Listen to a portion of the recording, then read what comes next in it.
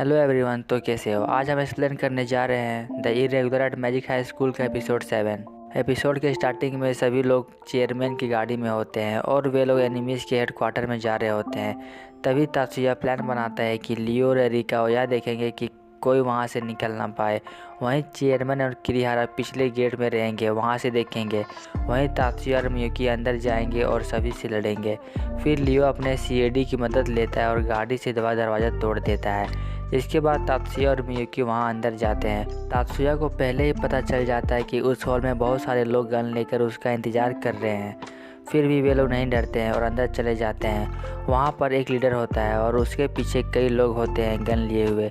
फिर वह आदमी कहता है, तुम्हारा स्वागत है तात्सुया, और उससे पूछता है अगर मैं गलत नहीं हूँ तो वो तुम्हारी छोटी बहन मियुकी है। तात्सुया उस आदमी से पूछता है, क्या तुम ही इस ब्लेंची कंपनी के लीडर हो। मैं बता दूं कि वही ब्लेंची कंपनी का लीडर होता है और उसका नाम हाजिमे होता है। जैसे ही तात्सुया यह नाम सुनता है वह तुरंत उस पर गन तान देता है और कहता है, तुम सरेंडर कर लो, इसी में तुम्हारी भलाई है। लेकिन वह नहीं मानता और हंसने लगता है। फिर कहता है, तात्सुया तुम हमारी तरफ आ जाओ, मुझे तुम्हारी एबिलिटी और टेक्निक में गर्व है। तात्सुया कहता है, तो तुमने मिबू का सहारा लिया मुझे पकड़ने के लिए। हाजिमे कहता है, अब तुम यहाँ आ ही गए हो तो इसका मजा लो। और हाजिमे अपना चश्मा फेंक देता है और तात्सुया पर कुछ वेब टाइप का अटैक करता है, लेकिन तात्सुया को कुछ नहीं होता। फिर हमें पता चलता है कि हाजिमे के पास एविल आई का मैजिक है। तात्सुया बताता है कि उसका मैजिक बहुत कमज़ोर है और उसने इसी मैजिक को यूज़ करके मिबू के मेमोरीज़ को मिटाया था, लेकिन यह मैजिक तात्सुया पर काम ना आया। फिर तात्सुया बताता है कि कैसे उसने हाजिमे का सारा एक्शन पहले ही पता कर लिया था। पहले तो हाजिमे ने अपने राइट हैंड से चश्मा फेंका ताकि उसका ध्यान हट जाए, और वहीं दूसरी ओर उसने लेफ्ट हैंड से सीएडी को एक्टिवेट किया। फिर तात्सुया कहता है, तुम्हें क्या लगा ये सारी चीप हरकतें मेरे पे काम कर जाएगी।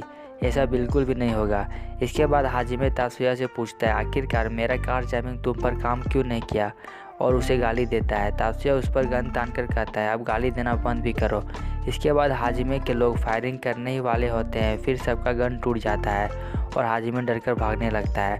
तभी मियुकी तात्सुया से कहती है, तुम हाजिमे को पकड़ो और इन लोगों को मैं संभाल लूँगी।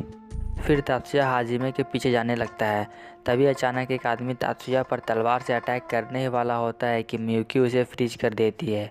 तात्सुया जाने से पहले मियुकी से कहता है, अपने आप को इतना कष्ट मत देना क्योंकि ये लोग उसके लायक नहीं है, और तात्सुया वहाँ से चला जाता है। इसके बाद मियुकी उन लोगों से कहती है, भगवान का शुक्र करो कि तुम्हें बिना दर्द के मौत मिलेगा, और मियुकी उन सभी को फ्रीज कर देती है। उधर दूसरी ओर सभी लोग चेयरमैन पर गोलियों की बौछार कर देते हैं और चेयरमैन उन सभी को अपने शील्ड से रोक लेता है।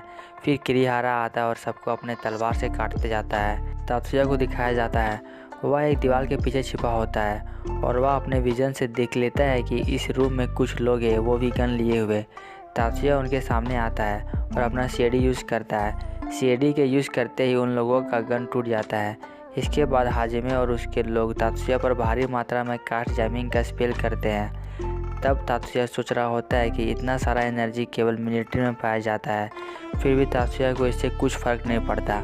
इसके बाद हाजिमे तात्सुया को मारने का ऑर्डर देता है, इससे पहले कि वे लोग तात्सुया को मार दे कि तात्सुया ही उन लोगों को मार देता है। यह देखकर हाजिमे हैरान हो जाता है और कहता है, आखिरकार तुम कास्ट जैमिंग के अंदर मैजिक कैसे कर पा रहे हो। फिर वहाँ पर किरीहारा का एक धमाकेदार एंट्री होता है। वह अपने तलवार से दीवार को काट कर रास्ता बनाता है। किरीहारा देखता है कि वहाँ पर तात्सुया है और उसके साथ एक व्यक्ति है। किरीहारा तात्सुया से पूछता है, ये आदमी कौन है। तात्सुया बताता है, यही आदमी ब्लेंची कंपनी का लीडर है और इसका नाम हाजिमे है। यह सुनते ही किरीहारा आग बबूला हो जाता है और हाजिमे से कहता है, तुम्ही ने मिबू का गलत इस्तेमाल किया था। फिर उसके हाथ काट देता है। इसके बाद वहाँ चेयरमैन आता है और कहता है, बहुत हो गया, अब रुक जाओ। फिर वह देखता है कि हाजिमे के हाथों से खून बह रहा है, तो वह उसको रोक देता है। कुछ समय बाद वहाँ एजेंट लोग आते हैं और सभी क्रिमिनल्स को पकड़ कर ले जाते हैं। तो हॉस्पिटल का सीन दिखाया जाता है। तात्सुया मिबू से मिलने जाता है। वह मिबू से कहता है, अब तुम्हारा हाथ कैसा है। मिबू बताती है, अब पहले से बेहतर है, और कहती है उसे नहीं लगा था कि चीबा के साथ लड़कर उसका ये हाल होगा, और वह मारी के बारे में गलत थी। फिर हमें पता चलता है कि केंडो मास्टर को भी हॉस्पिटल में लाया गया है। वह हाजिमे का भाई है। तब भी असल में उसका भी ब्रेन वॉश किया गया है, जैसा कि मिबू का किया गया था। फिर तात्सुया बताता है, सुकासा का कोई क्रिमिनल रिकॉर्ड नहीं बनेगा और इस वजह से हमारे स्कूल का नाम नहीं डूबेगा। फिर तात्सुया मिबू से पूछता है, उसे हॉस्पिटल से डिस्चार्ज कब किया जाएगा। मीबू कहती है शायद मई में। तापसिया कहता है मुझे एग्जैक्ट डेट चाहिए। मीबू हंसकर कहती है जिस दिन मुझे डिस्चार्ज का डेट मिलेगा उस दिन मैं तुम्हें फ़ोन कर दूंगी। फिर तापसिया रूम से बाहर चला जाता है और उसे एक बूढ़ा आदमी मिलता है। उसका नाम हायामा होता है। रात का सीन दिखाया जाता है।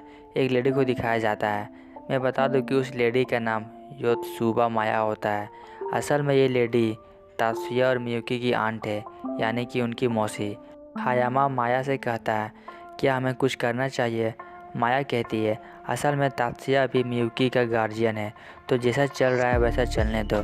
नेक्स्ट डे का सीन दिखाया जाता है। किरीहारा और मीबू बात कर रहे होते हैं। फिर तात्सुया, मियुकी और एरिका उधर से आते हैं और उसे बधाई देते हैं डिस्चार्ज होने के लिए। तब एरिका लोग मीबू से बात कर रहे होते हैं। तभी वहाँ पर मीबू का फादर आते हैं और तात्सुया से कुछ बात करते हैं। फिर वे तात्सुया को थैंक्स कहते हैं क्योंकि उसी की वजह से मीबू ठीक हो पाई है। तात्सुया बताता है कि यह सब एरिका और उसकी बहन की वजह से हुआ है। फिर मीबू के फादर बताते हैं मीबू का मैजिक प्रोड्यूस नहीं हो रहा है, इसलिए वह बहुत डिप्रेस्ड है और उसने मीबू से बात की है। मीबू ने बताया कि तात्सुया एक ऐसा व्यक्ति है जिसने उसे एक बुरे सपने से बाहर निकाला है। फिर एक बार मीबू के फादर उसे धन्यवाद करते हैं। तब तात्सुया कहता है इसकी कोई ज़रूरत नहीं। इस बात पर मीबू के फादर कहते हैं जैसे कि काजामा ने बताया था ठीक वैसा ही तुम हो। काजामा नाम सुनते ही तात्सुया थोड़ा हैरान हो जाता है। फिर मीबू के फादर बताते हैं कि काजामा उसका साथी रह चुका है। फिर तात्सुया मीबू के पास जाता है। मीबू उससे पूछती है कि वह क्या बात कर रहा था उसके पिता के साथ। तात्सुया बताता है असल में जो तात्सुया का क्लोज फ्रेंड है वह उसके पिता के साथ काम कर चुका है।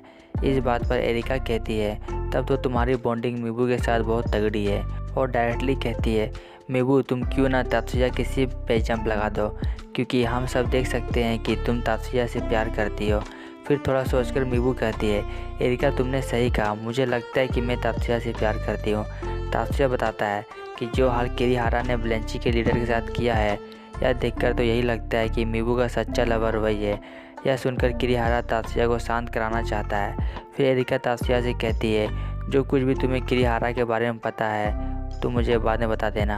तात्सुया और मियुकी कहीं जा रहे होते हैं। मियुकी कहती है जहाँ पर भी तुम जाओगे वहाँ मैं भी पहुँच जाऊँगी, चाहे वो हेल क्यों ना हो। तात्सुया बताता है वह एक ऑर्डिनरी लाइफ जीना चाहता है मियुकी के साथ। सीन चेंज होता है। थर्ड हाई स्कूल का सीन दिखाया जाता है। एक बंदा प्रैक्टिस रूम में प्रैक्टिस कर रहा होता है। फिर हमें उसका नाम पता चलता है, उसका नाम मसाकी होता है और दूसरे बंदे का नाम जॉर्ज होता है। जॉर्ज मसाकी से पूछता है क्या उसे फर्स्ट हाई स्कूल का न्यूज़ पता है जहाँ पर टेररिस्ट ने अटैक किया था। मसाकी हाँ कहता है। फिर हमें पता चलता है कि मसाकी और तात्सुया एक दूसरे के दुश्मन हैं। और यह एपिसोड यहीं पे ख़त्म हो जाता है। नेक्स्ट एपिसोड देखना ना भूलें। मिलते हैं नेक्स्ट एपिसोड पे। और जो लोग इस चैनल पे नए हैं प्लीज़ सब्सक्राइब कर दें।